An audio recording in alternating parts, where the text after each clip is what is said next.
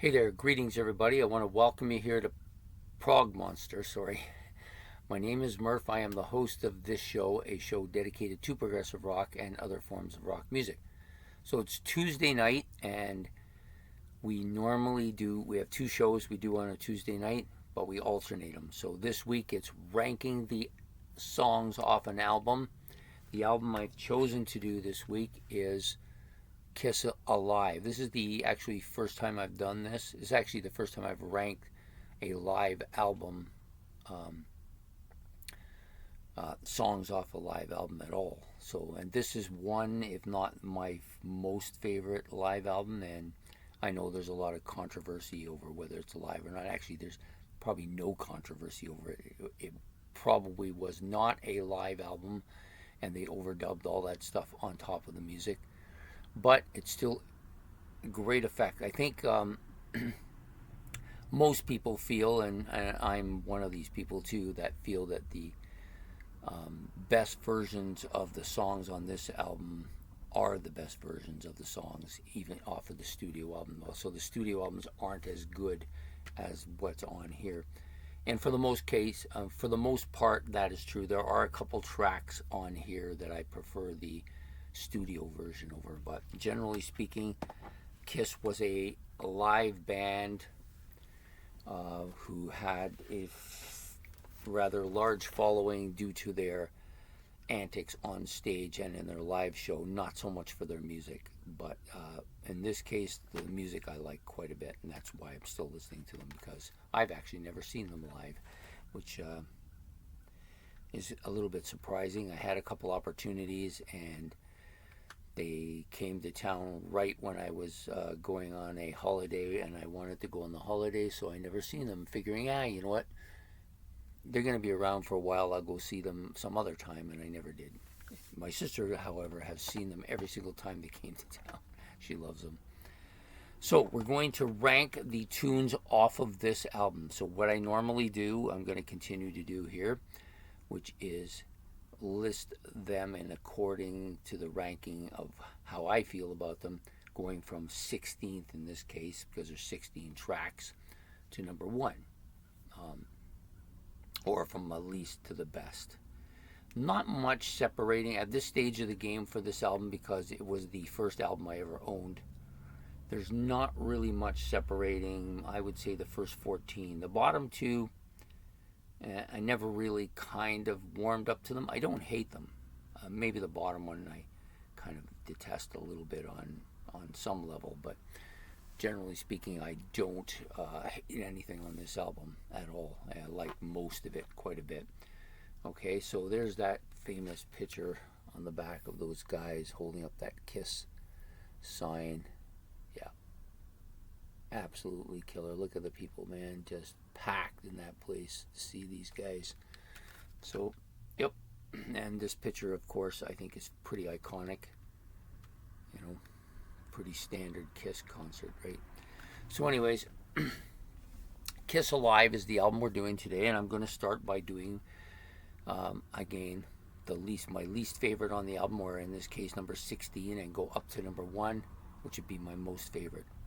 Okay, so the first track is on the fourth side. It's called Let Me Go Rock and Roll. I think it's the last track on the album. Not a huge fan of this song. I never liked any version of it. Well, I never warmed up to it. I can't say I didn't dislike it. There were times where I was kind of annoyed with it. It just doesn't turn my crank at all. And yet, I think it probably should have been a bigger hit than it was. But I don't personally like it as much as anything else on this album. So it was clearly going to fall into the 16th spot, and that's where it is.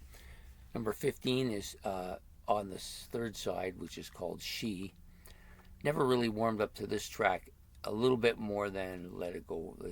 Sometimes the Let Me Go Rock and Roll was a little bit annoying. She never annoyed me. I never really thought much of it. To me, it's too melodic. It sounds almost like it's trying to be a ballad, but not doing a particularly good job of it. So that's number 15. Number 14 is a song that I did like at one time, but perhaps I overplayed it, or perhaps I just heard it too much.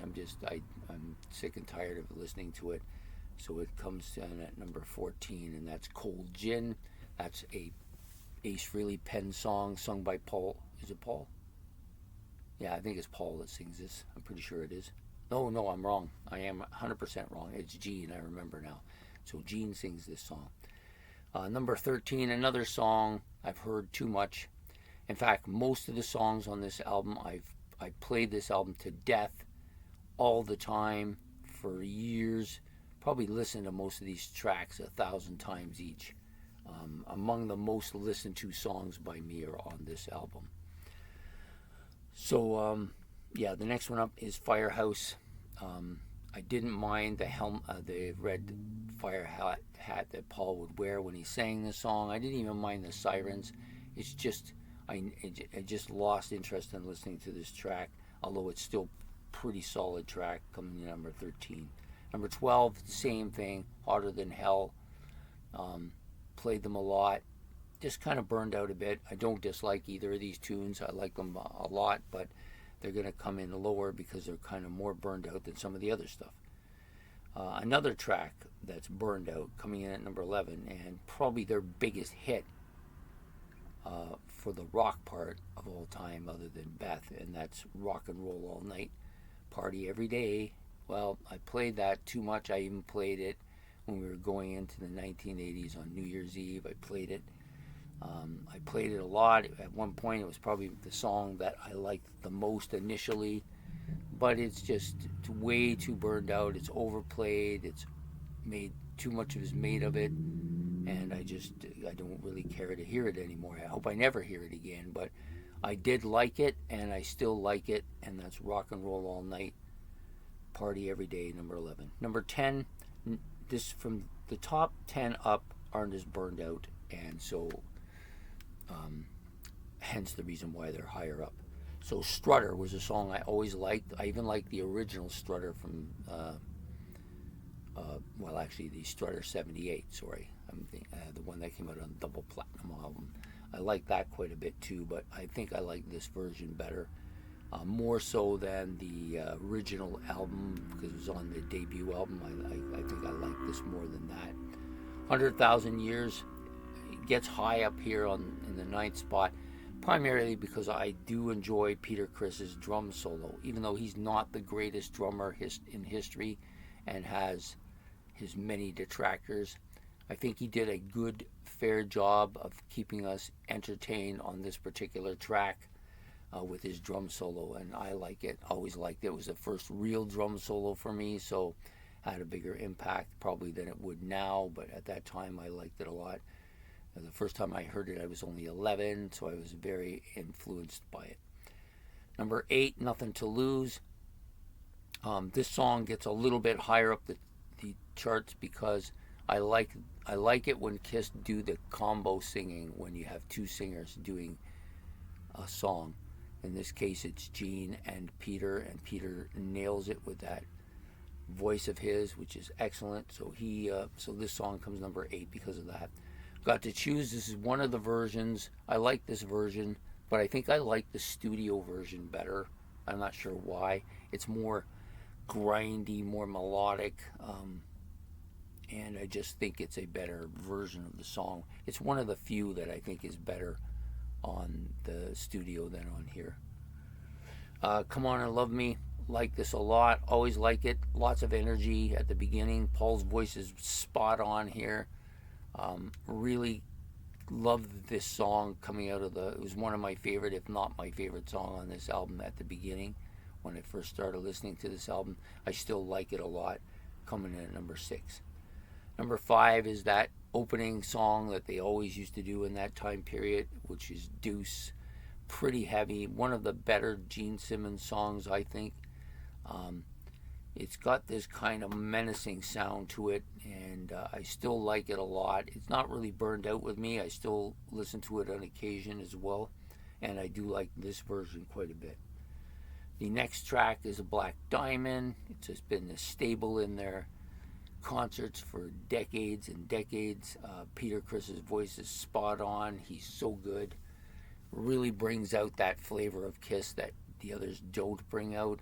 and I think is notable that this is probably his best song, or one of his best songs for sure, and so I put it in at number 4.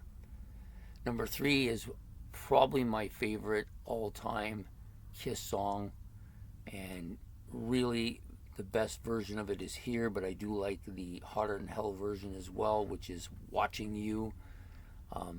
I don't like it's probably my favorite overall, but for this particular album there are 2 songs whose live version I like quite a bit more.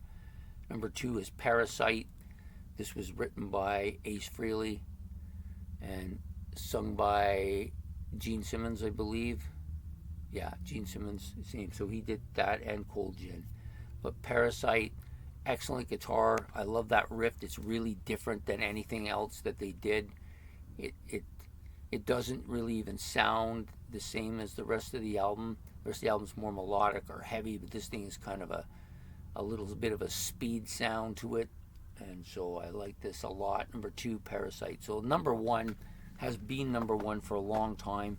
It was one of my favorite tracks initially, and it's got crowned as my favorite track sometime in the 80s, and I've just always thought it was their best song on this album, and arguably one of their best songs of all time, and that's Rock Bottom. I like the quiet version at the beginning, and then it just comes slamming in with Paul's vocals, which I think are excellent on this track. So that's my number 1.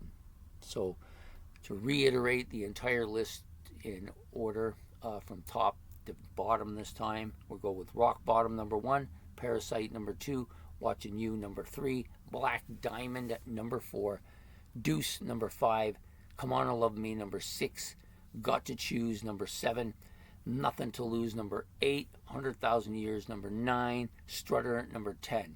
And then the bottom ones, the 6 bottom ones, Rock and Roll All Night, Party Every Day. I know that most people have put this near the top. I'm just tired of it, so it's number 11. Number 12, Hotter Than Hell. Number 13, Firehouse. Number 14, Cold Gin. Number 15, She. And last and least is Let Me Go, Rock and Roll. Last track on the album, last on my favorites. So sometimes when I'm not feeling like listening to this, I don't get to that track. Anyways, there you have it. That's my top. That's my ranking of the songs off of the Kiss album Alive. I hope you've enjoyed this. If you have, please hit the like and subscribe. And don't forget to give me your list in the bottom part so I can see how other people viewed these songs. I like to get different perspectives as well. So I hope to see you all next week when we're doing album sides again. And take care and have yourself a good evening. Goodbye.